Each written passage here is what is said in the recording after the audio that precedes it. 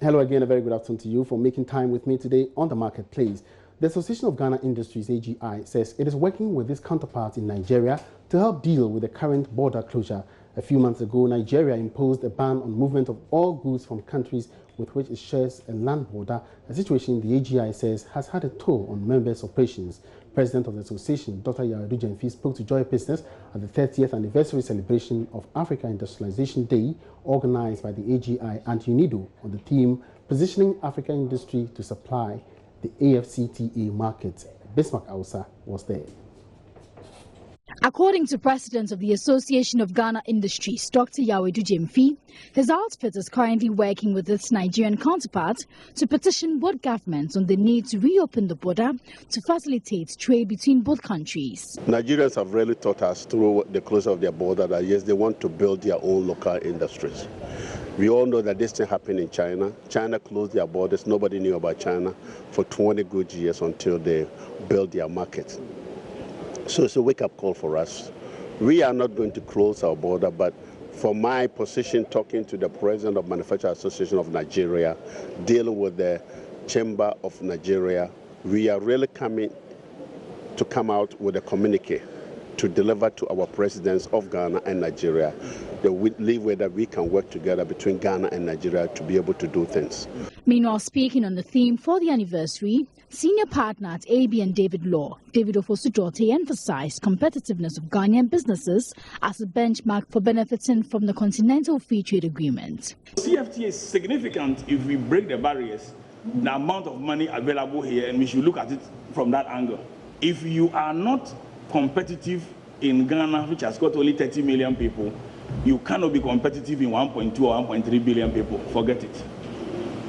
If you are not competitive in Nigeria, which has got 175 or 200 million people, you cannot be competitive in 1.2 billion people. It's as simple as that. Chief Director of the Ministry of Trade and Industry, Patrick Nimo, highlighted some initiatives his outfit is putting in place to facilitate trade and empower local businesses. In terms of trade-related infrastructure, we've seen the expansion of the Tema and Takoradi Port, projects to expand the Tema and Takoradi ports. This year, we've seen considerable investment in road projects. We've seen airport expansion and a push in the railway sector. In terms of financing, our EXIM facility, we are also developing a fintech program and our current banking reforms. Delivering a speech on behalf of the UN Secretary General, UN Resident Coordinator Yukia Yakub called on African countries to look at the trade agreement with a holistic approach. I call on African countries to adopt a holistic approach to industrial policy, pursuing through stronger multi-stakeholder partnership, green and clean industrialization strategies that promote equitable economic opportunities and take into account the urgency of addressing the climate crisis. This year's Africa Industrialization Day highlights how the trade agreement will boost regional economic transformation and sustainable development. Bismarck Ewusa's report for Joy Business. It's live on the Marketplace, and today marks the 30th anniversary of Africa Industrialization Day. The African Union in 1989 declared November 20 every year as Africa Industrialization Day to, among others, mobilize African leaders and other international organizations to advocate for the accelerated and sustainable industrialization of the African continent. In-house researcher Philip Namfuri joins us now with a summary of the evolution of Ghana's industrial agenda and where we are today. Philip. Emmanuel, thank you very much. So I prepared for us 4 different slides that's going to walk us through Ghana's history and where we are today with regards to industrialization. So before independence was gained by Ghana, we were mainly an extractive economy or a resource-based economy where we were digging out for the colonial masters to more or less feed their industries. So you see something here that I found, and then it's from Dr. Kwame Nkrumah. And it says, industry rather than agriculture is the means by which rapid improvement in Africa's living standards is possible. And he said this in 1985. So you realize that at that time, Nkrumah with his fundamental socialist ideology saw that there was a need for us to push with the industrialization drive. And we decided to take some bold steps, and I'll move on to my next infographic that gives us a snapshot of how things were back in the day. And you see that Ghana's industrial sector, or Ghana's industrial drive, we can categorize it into three main areas. So from 1960 to 1983, we had state-led import substitution industrialization strategy.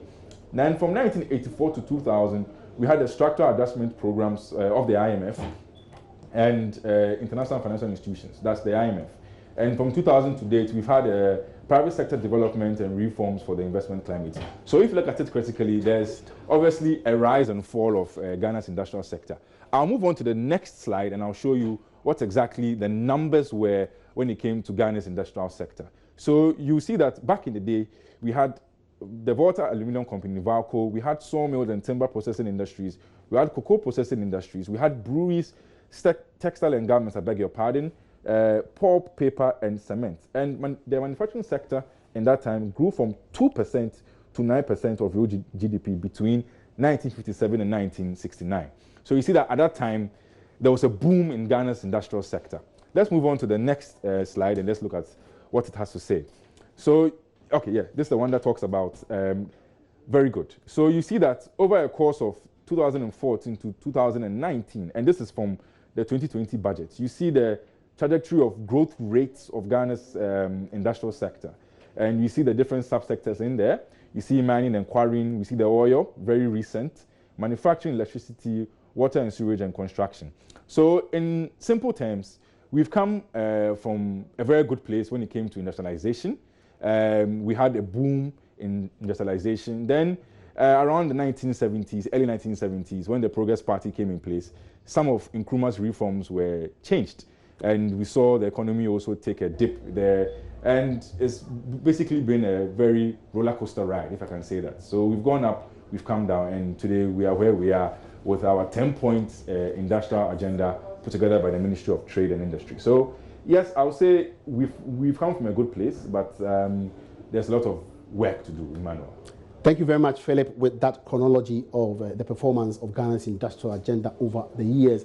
We would like to be more specific. Let's go over now on the ground to actually take a look at the success story of one of Ghana's firms, GIHOC Distilleries, and my colleague Charles Aite is standing by to give us details from that particular place. Charles, take it up.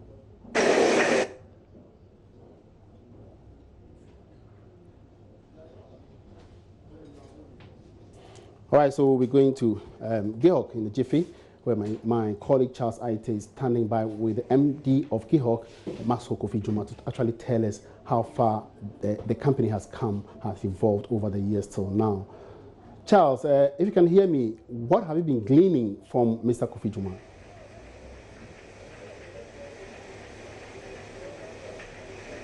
Well, so as you could see around me, it's quite a very busy day for GIHOC Distilleries. It usually has been over the past 50 years or so, but especially when we're celebrating the Industrialization Week, the African Industrialization Week, we're here to interact with the MD himself on all the value chains and matters pertaining to GIHOC Distilleries itself. We do know that this indigenous firm has, risen about the ranks in terms of their performance over the past few years. So just to help us understand how this whole thing has played out for him. Many thanks, sir, for your time here on JoyNews. So first of all, we've seen GIHOC rise from the ranks, from the back to the front, in terms of the manufacturing sector. What has been the success story? Well, I will give all the good stories that you're hearing about GIHOC to our employees.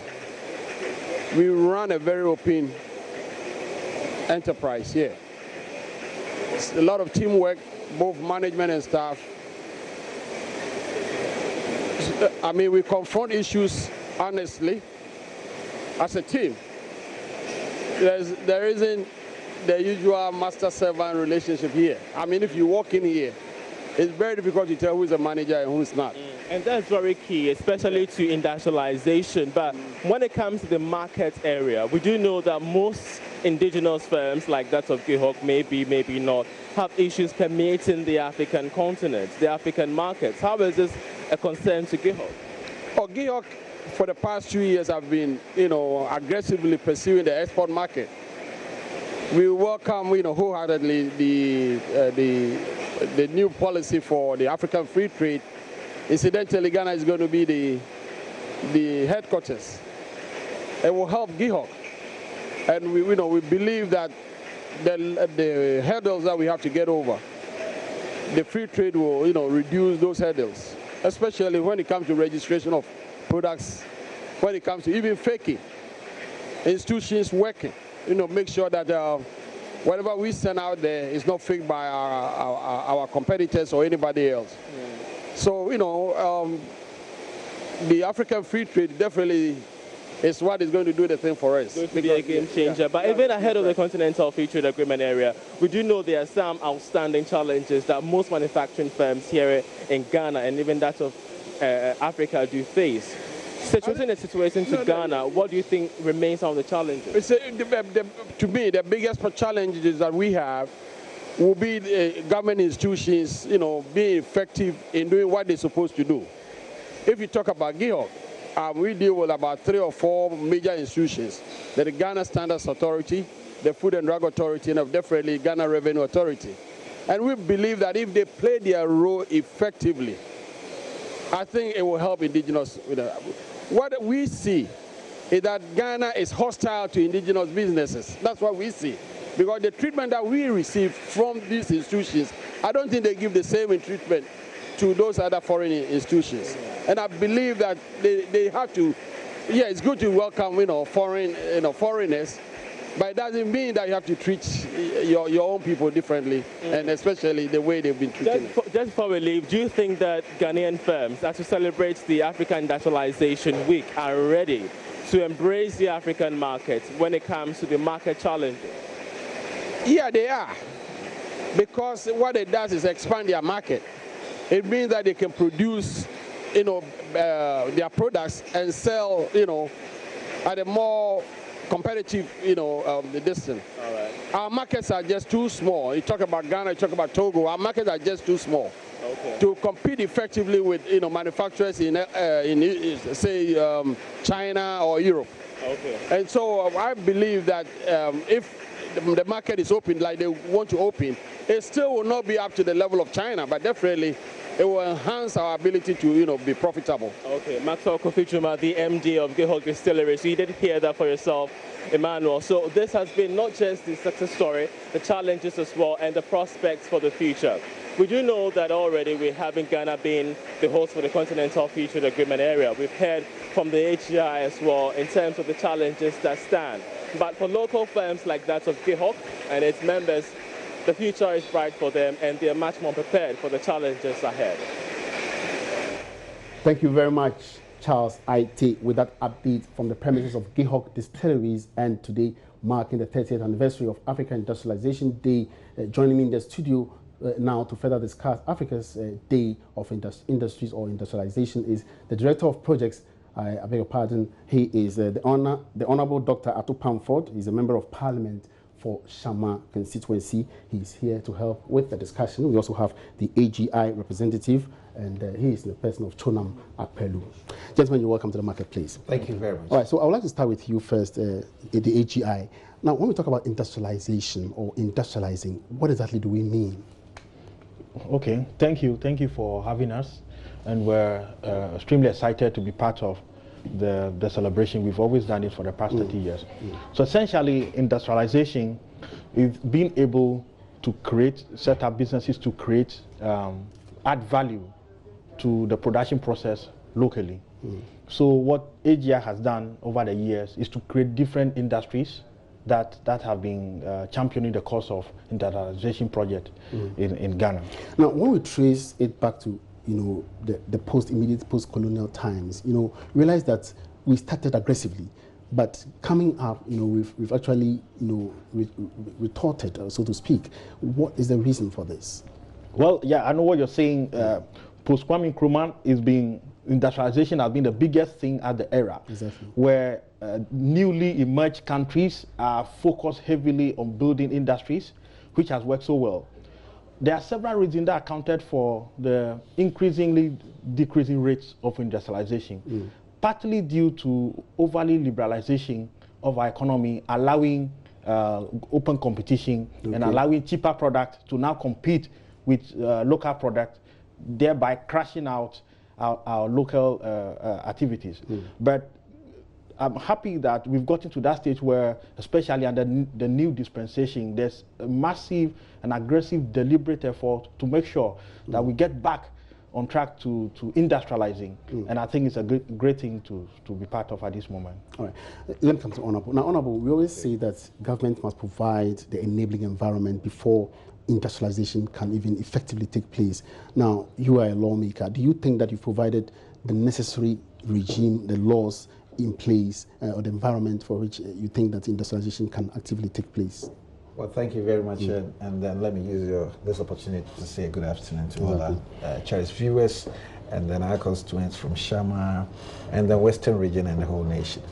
I think when we start to talk about industrialization, there are key fundamental issues that we need to look at carefully. What is industrialization? It's just empowering your industries for a strategic agenda to make sure that the country will be able to produce mostly almost everything that it should have been imported. And then over the years, I think, and then I also as a member of AGI, and then the former vice president of AGI, we've been prosecuting these agendas, and I think this week is a very, very important, time for all captains of industry for us to look at how we are repositioning ourselves to make sure that the global African, market that is veering its head, we will be able to take the right opportunities. As a legislator, one of the most important things that we need to be looking at is that what is the legal framework that will help in promoting the growth of industry in your country. In fact, the reason why I came into the public service to be in parliament is to also to make an influence on the way industry must go in this country. If you look at the whole periods, you made mention post-Nkrumah's time. Even though it was a public sector Catholic issue drive, it came to a point that they realized that government cannot do all by itself, and then the private sector must be given the opportunity to be able to take the bull by the horn and push industry. I will say, if you all know in Kuleno, the things that our lady, Doctor, the name is Esther Oklu did, started from cottage industry and then moved it up.